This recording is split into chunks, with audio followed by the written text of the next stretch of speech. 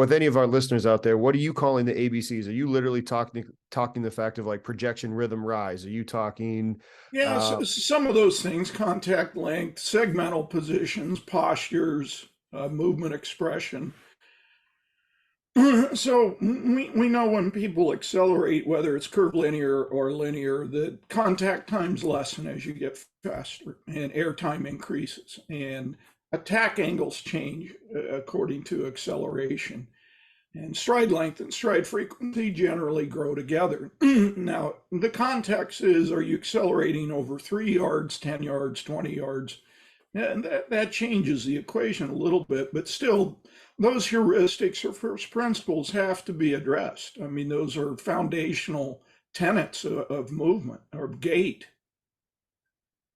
Oh, 100%. And when you're working with these when you're working with the different team sport athletes, you talked, before about basketball, how extensively in those ABCs do you get with those sports where the court is shorter? They might be having the limited expression of speed. A lot of basketball coaches will say they don't need to work on it. Like how do you go about educating them? Well, I always get the question, why would you change something? So if I've hit a performance ceiling or I got a performance plateau or my injury list is growing or whatnot, it might behoove us to look into how they're running.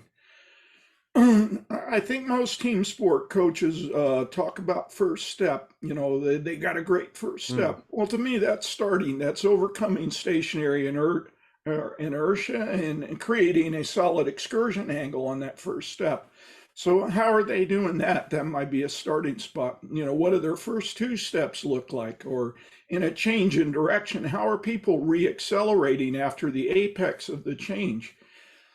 So these principles are still going to be there. If you got a wide receiver and he's doing a post pattern, when he cuts 45 degrees, he's somewhat having to reaccelerate out of that cut. So what's Hmm. going on kinematically and kinetically, during those steps?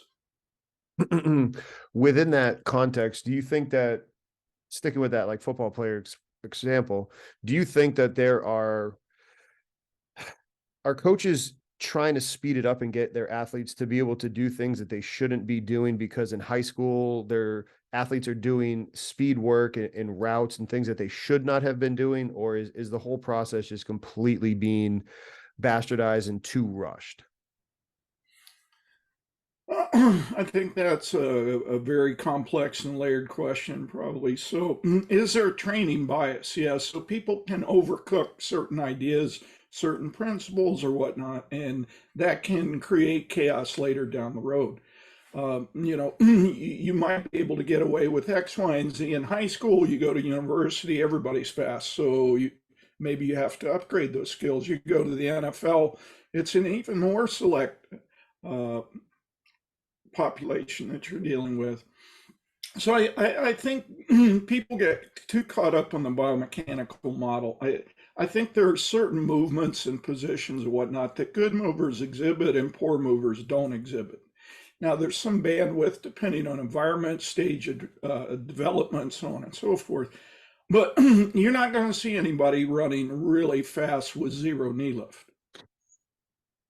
You're not going to see anybody running really fast with huge backside lag and mechanics behind them. You're not going to see anybody running fast with their elbows straight or their elbows like they're a marathon jogger. People do certain things if they're moving fast and moving well that kind of have a bandwidth to them. And I'm not going to buy into the truth. Well, just let them figure it out, because I'm working with age group kids all the time, and that let them figure it out shit isn't working.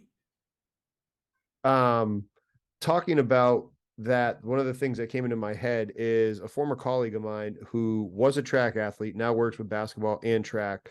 We'll talk about the notion that doing actual speed mechanic work with team sport athletes is not, the juice is not worth the squeeze because they don't get exposed to it long enough to actually make changes over time. Do you agree with that, or disagree? And if so, why? Taking a quick break from the show, everybody. Promise this will take less than 15 seconds.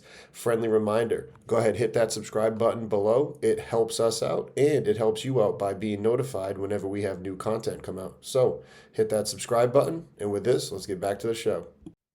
Well, I would disagree. I think people can make changes. Now, do you microdose into warm-ups or microdose into the early session? Do you allow for it in the practice session or whatnot? So like in the NFL, we have a lot of our guys do 3 or 4 hard accels at the end of their warm-up before they go to individuals. So they microdose acceleration. Wednesday on the first heavy day of practice, early in the session, a few of the plays they run it out a little bit longer than normal so they can touch speed. So I think folks in that camp are probably disregarding the power of microdosing. I 100% agree with you, especially if you're looking at, like, let's say a college athlete where you should have them for at least 3 years, unless it's a basketball player and they leave after 1. But most team sport athletes, you have 3 to 5 years to work it. And like you said, every exposure in your warm up is an opportunity to coach it and have them do those drills and continue to ingrain and refine the process. So it's nice to, yeah. Well, I think also that I think people undervalue the ergonomic analysis. So is this kid stuck in an output syndrome? Like first step, they just aren't getting any better, or third step, they're not getting there any faster, or the chronic injury list is growing. We got to look at that. And if running might be a variable in that process, then why not teach it? As you said that, that made me think about one of the videos that I've watched from you before, where you talked about somebody with chronic Achilles pain resulting from the contralateral shoulder. How long did that take for you to start to figure out and diagnose and be able to see in either real time or slow time? And then what was kind of that aha moment for you to be able to give to the coaches that are listening to this? Well, we were working with the Toronto Maple Leafs in ice hockey, and Dr. Anthony Masha, sport radiologist, was one of the guys in our network. And they battle sports hernia and adductor issues and all of that, really extreme in ice hockey. So he was looking at MRIs, in that area, like a good radiologist should do. But he was also, these guys were having neck injuries, shoulder injuries, and he started to see a pattern there. The opposite shoulder was really damaged or dysfunctional to the contralateral side where the leg injuries were occurring. So that started us looking into that theme of what else, where else. So I think that's a problem we got in sports medicine. A return to play, we get myopic and we're treating the shit out of the area of complaint or injury, and we're not looking upstream or downstream or contralateral. And I remember you saying that, where it was like, if you find a therapist that is not only, like you, I think it was, if the therapist is only treating the area that is bothering you, not the area up and downstream, you need to go find a new therapist, not right away, like leave the session, right? That is what, or maybe ask the therapist to upskill his education.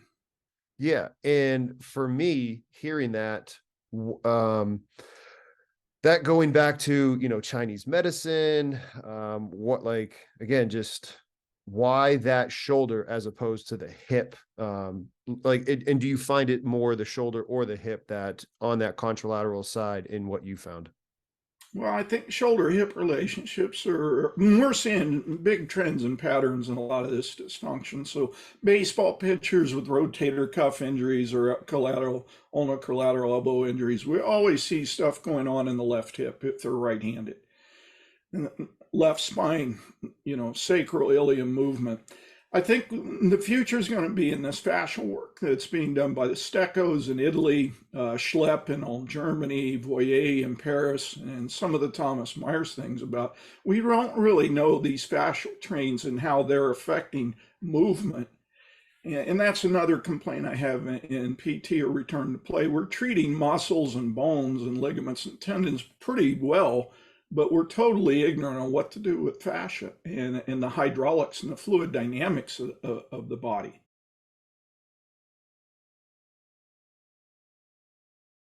Congratulations on making it to the end of the video. Why don't you celebrate by watching more videos just like it? You can also help us on our quest to placate the algorithm gods by liking, sharing, subscribing, and commenting. Thank you.